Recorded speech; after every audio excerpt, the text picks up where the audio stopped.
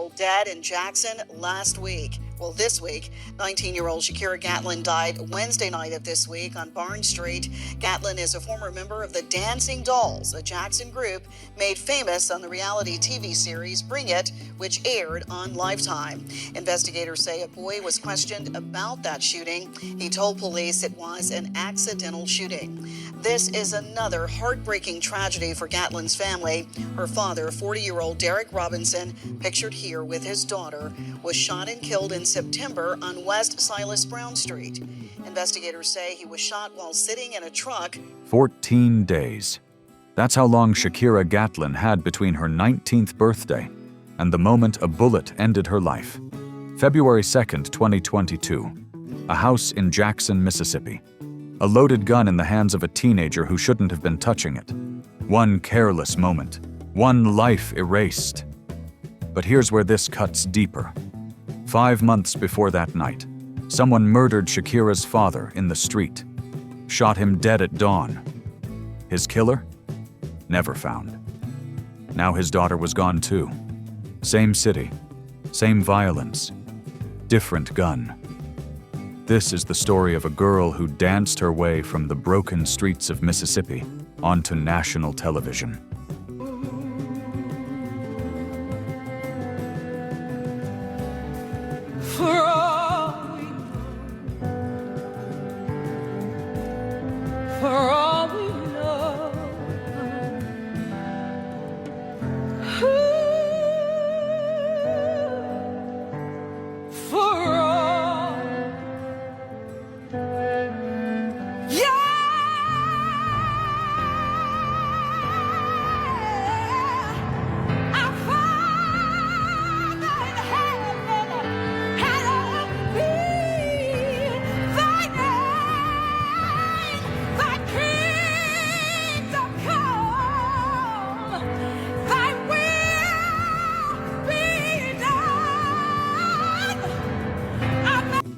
A girl who became a leader when she could barely speak above a whisper.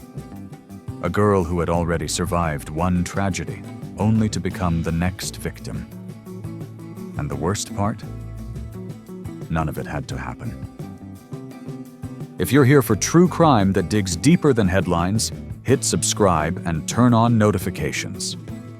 Now let's go back to where Shakira's journey began. January 19th, 2003. Jackson, Mississippi. Shakira Gatlin was born one of 6 kids in a city where violence had become background noise.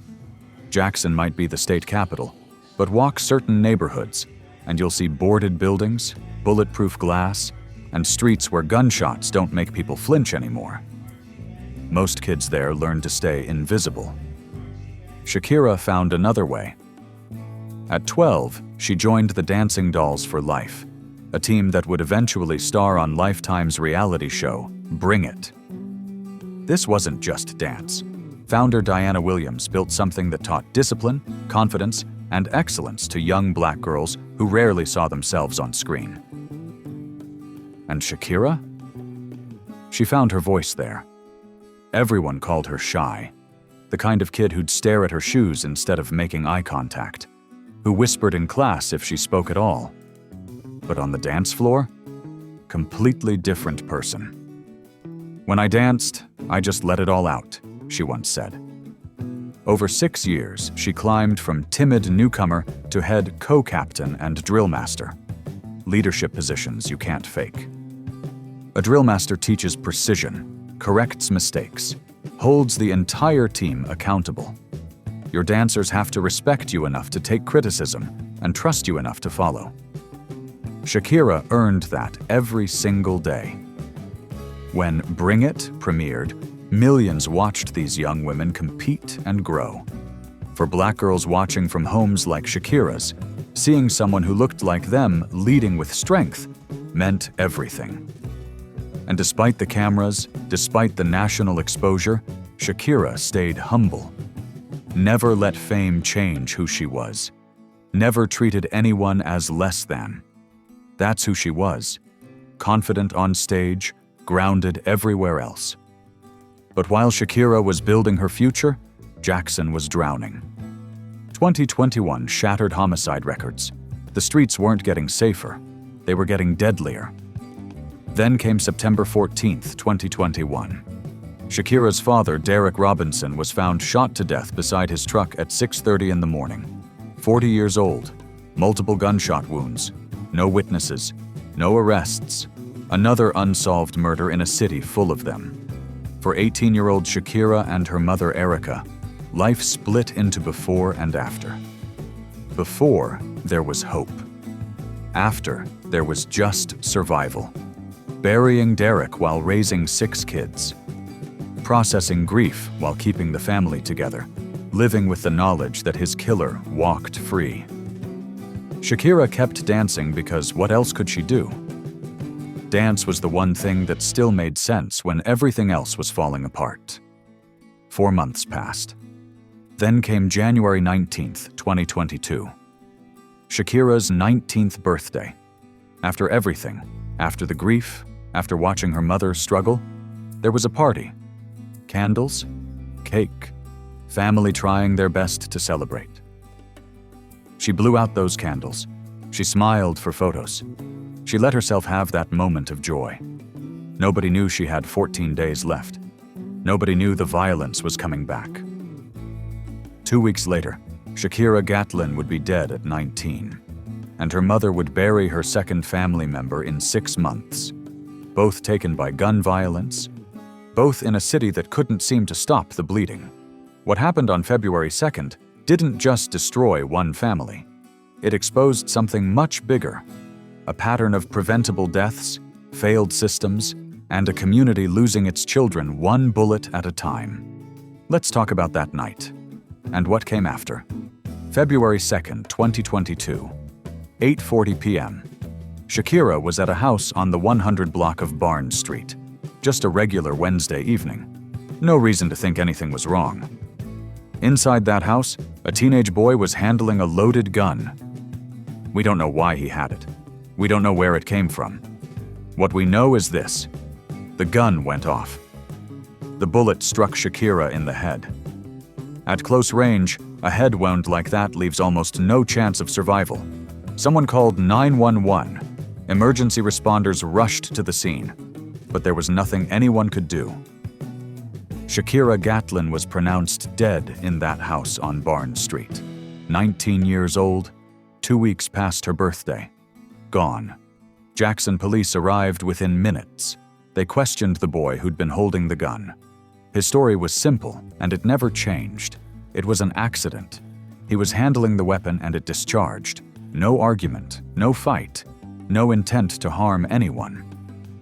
In cases like this, consistency matters. When someone's lying, their story shifts. Details change. But this kid's account stayed the same every time he told it. The police classified Shakira's death as accidental. No arrest, no charges filed. And legally, that made sense. Nothing suggested it was anything other than what he said it was: a terrible accident caused by careless handling of a deadly weapon. But here's where people struggle with cases like this. Yes, it was an accident. But does that mean nobody's responsible? What about the adult who owned that gun? What about the person who left it loaded and accessible where a kid could grab it? Those questions never got answered, at least not publicly. For Erica Robinson, none of the legal classifications mattered. September 2021. She buried her husband after someone shot him dead in the street. February 2022. She buried her daughter after a gun went off in a house. 6 months, 2 funerals. 2 people she loved more than anything, both taken by gun violence.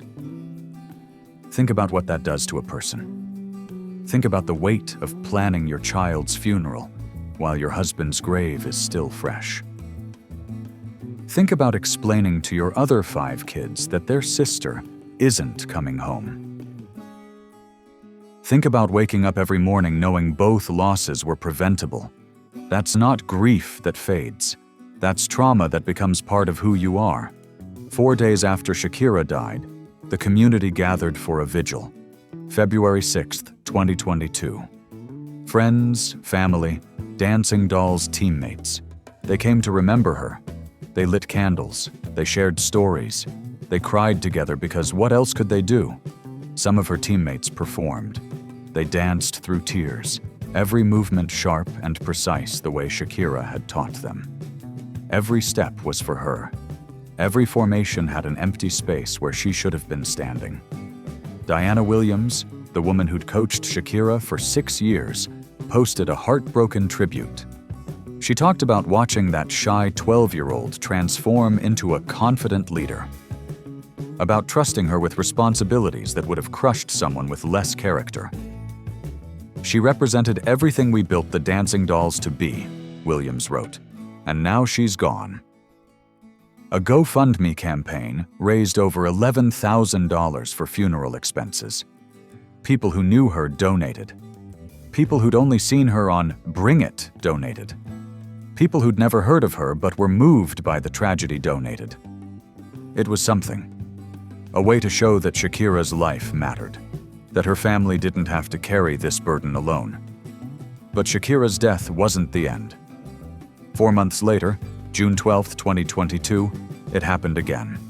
Daisha Hall, 16 years old, Shakira's second cousin, another Dancing Dolls member. She was outside a Kroger in Georgia when a parking lot dispute turned violent. Shots fired. Daisha wasn't involved in the argument, wasn't connected to either side, just in the wrong place when someone decided pulling a trigger was the answer. Dead at 16. Another bystander. Another senseless loss. And that same day, the exact same day, Daisha's mother lost another relative. Vincent Parks Jr. was shot and killed outside Grady Memorial Hospital just hours after Daisha died. 2 family members. 1 day. Both gun violence. 8 days later, police arrested DeAnthony Cullens and charged him with murder. But there's no clear public record of how that case ended. Whether he was convicted, whether justice was served, the case just disappeared into the system. Diana Williams spoke out again, and this time she used a word that cut through all the careful language people usually use. Epidemic. 2 Dancing Dolls members dead from gun violence in less than 5 months. Both young, both talented, both with entire futures ahead of them. This wasn't bad luck. This wasn't fate. This was a crisis that had been building for years, while everyone looked the other way. For the remaining Dancing Dolls members, the trauma was unbearable. They'd lost teammates, friends, girls they'd spent hours with in the studio, competed alongside, grown up with. How do you go back to practice after that? How do you perform routines your dead friends helped create? How do you stand in formations with gaps where they used to be? But they kept dancing. Because giving up felt like letting the violence win. Because Shakira and Daisha would have wanted them to keep going. Here's what nobody wants to admit. These deaths were preventable. Shakira didn't have to die. If that gun had been locked in a safe, stored unloaded, kept away from kids who might handle it carelessly, she'd likely still be alive. Gun safety advocates have been screaming about this for years. Secure storage laws, requirements that gun owners lock up their weapons, especially when minors are around. Common sense measures that could save lives. But in Mississippi, where any gun regulation gets labeled as government overreach, those proposals die before they're even debated. Politicians argue that mandatory storage laws violate Second Amendment rights.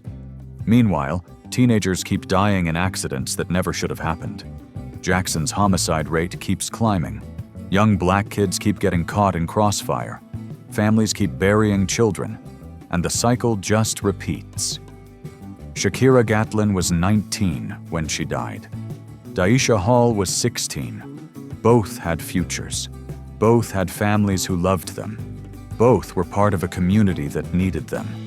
All of that ended because adults failed to protect them. Because guns were left accessible. Because disputes escalated to violence. Because systems designed to prevent these tragedies consistently fall short. Their names should have been in dance competition headlines, not obituaries. Their stories should have been about triumph, not tragedy. But instead, they're part of a growing list of young lives cut short by gun violence in communities that have been screaming for help for years. And here's the devastating truth. They won't be the last. Not unless something fundamentally changes. Shakira deserved better. Daisha deserved better. The families left behind deserve better. So what actually needs to change to stop this? What would make a real difference? Let's talk about that. Let's talk about what all of this actually costs. Not in statistics or policy debates, but in real human terms. Because when we say gun violence epidemic, we're not talking about numbers on a chart. We're talking about Erica Robinson, who will never hear her daughter's voice again, who will never watch her graduate, get married, have children of her own. We're talking about empty chairs at family dinners, birthdays that feel hollow, holidays haunted by absence. We're talking about 5 siblings who lost their father and their sister within 6 months. Kids who learned way too young that the people you love can be taken in an instant, and there's nothing you can do about it. That's the real cost. That's what we're actually discussing when we talk about gun violence in places like Jackson. Not abstract policy, not Second Amendment debates. Real families, real pain, real futures stolen. Jackson, Mississippi isn't an outlier. It's a mirror reflecting a crisis that's swallowing cities whole. In 2021, the year Derek Robinson was murdered, Jackson broke its own homicide record. In 2022, the year Shakira and Daisha died, those numbers barely dropped. Young people, especially young black teenagers, are dying at rates that should shock the nation. But here's the thing about living in communities where violence is constant. People stop being shocked. Another shooting becomes background noise. Another vigil becomes routine. Another funeral becomes just part of life. The dancing dolls were supposed to be a refuge from that, a place where young women could thrive, build confidence, dream bigger than their circumstances. Diana Williams created that space intentionally, somewhere girls could be excellent, disciplined, and safe. But even there, violence found them. 2 members dead in 5 months. Both gun violence, both preventable. That's not a coincidence. That's a pattern. And patterns reveal systems that are broken beyond repair. Here's what haunts me about Shakira's death. It didn't have to happen. If that gun had been locked in a safe, if it had been stored unloaded with ammunition in a separate location, if basic safety measures had been in place, she would likely still be alive. Those aren't radical ideas. That's common sense. Gun safety advocates have pushed for secure storage laws for years. Simple requirements that gun owners keep weapons locked away, especially when young people might access them. But in states like Mississippi, where gun rights are fiercely protected and any regulation gets labeled as government overreach, those proposals go nowhere. Politicians argue that mandatory storage laws violate constitutional rights and burden law-abiding citizens. Meanwhile, teenagers keep dying in accidents that basic precautions could prevent. And it's not just accidents. Daisha Hall died because someone couldn't walk away from a parking lot dispute without pulling a trigger. Because carrying guns has become so normalized that violence is the first response instead of the last resort. If conflict resolution was taught and valued. If guns weren't immediately accessible during heated moments, if there was any intervention before situations escalated, she'd still be alive. These aren't complicated problems requiring impossible solutions. Better gun storage, better conflict resolution education, better enforcement of existing laws. Any of these could save lives. But year after year, nothing changes.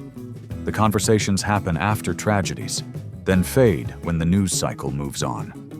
And families like the Robinsons are left to bury their dead and carry grief that never gets lighter. There's something else we need to talk about. The communities bearing the heaviest burden from gun violence are the same ones receiving the least support. Jackson is majority black. The poverty rate is high. Schools are underfunded. Mental health resources are scarce. Violence prevention programs operate on shoestring budgets while the need keeps growing. Young people in neighborhoods like the one Shakira grew up in face dangers that kids in wealthier, whiter areas never encounter. They hear gunshots regularly. They know people who've been killed. They attend funerals for friends who never made it to adulthood. That's trauma on top of trauma. And there's barely any infrastructure to help them process it, heal from it, or break the cycle. Meanwhile, national conversations about gun violence often center on mass shootings in suburban schools, tragedies that are horrific but statistically rare compared to the daily gun violence destroying urban communities. Shakira and Daisha's deaths barely registered beyond local news. No national outcry, no sustained media coverage. No politicians holding press conferences demanding change. Their lives mattered just as much as any other victim of gun violence. But the response to their deaths reveals who society actually prioritizes when it comes to protection and justice. Let me bring this back to one woman, one mother, one person whose pain represents thousands of others living this nightmare. Erica Robinson lost her husband in September 2021. 5 months later, she lost her daughter. She'll never recover from that. You don't recover from burying your spouse and your child within half a year.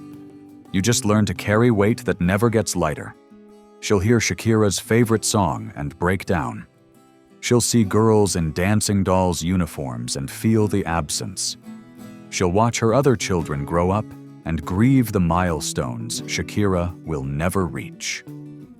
Every birthday, every holiday, every family gathering, 2 empty chairs that should be filled. And the worst part? Both deaths were preventable. Derek's killer was never caught, but better community safety measures might have saved him. Shakira died in an accident that proper gun storage would have prevented. 2 lives, 2 preventable tragedies, 1 family shattered beyond repair. That's what's at stake when we talk about gun violence. Not abstract debates. Real people, real families, real futures. Shakira Gatlin was 19 years old when she died. She was a daughter, a sister, a leader, a dancer who inspired young girls across America to be confident, disciplined, and excellent. She overcame shyness to become someone people looked up to. She earned respect through character, not authority. She represented possibility for kids who rarely saw themselves on screen. She survived poverty. She survived her father's murder. She kept dancing when everything else was falling apart. But she couldn't survive a moment of carelessness with a loaded gun. And now she's a name on a list that keeps getting longer. Another young black life cut short. Another family destroyed. Another reminder that we're failing the people who need protection most. Shakira deserved to grow old. She deserved to keep dancing. She deserved to see what she could become. Instead, she's gone. And the systems that failed to protect her are still failing countless others. So here's what I want to know. What actually changes this? What stops the next Shakira from dying in a preventable accident? What stops the next Daisha from getting caught in crossfire? What stops the next Erica Robinson from burying her child? Is it stricter gun storage laws? Better funding for violence prevention programs? Harsher penalties for gun owners whose weapons end up in kids' hands? More resources for communities drowning in trauma? Because whatever we're doing now isn't working. Jackson's homicide rate keeps climbing. Young people keep dying. Families keep being destroyed. And we can't keep accepting this as normal. We can't keep treating these deaths as inevitable. We can't keep scrolling past stories like Shakira's without demanding something better. Her life mattered. Her future mattered. The hole she left in her community matters. And if we don't figure out how to stop this cycle, there will be another Shakira. And another. And another. That's not acceptable. It never was. What do you think needs to change to stop tragedies like this? What would actually make a difference? Drop your thoughts in the comments below. I genuinely want to hear from you. If this story moved you, hit that like button so more people see Shakira's name and remember what was taken. Share this video with someone who needs to hear it. And if you want more deep dives into cases that deserve attention, subscribe and turn on notifications so you never miss an upload. Shakira Gatlin. Say her name, remember her story, and demand better for the young people still here who deserve to grow up without fear. Thanks for watching. I'll see you in the next one.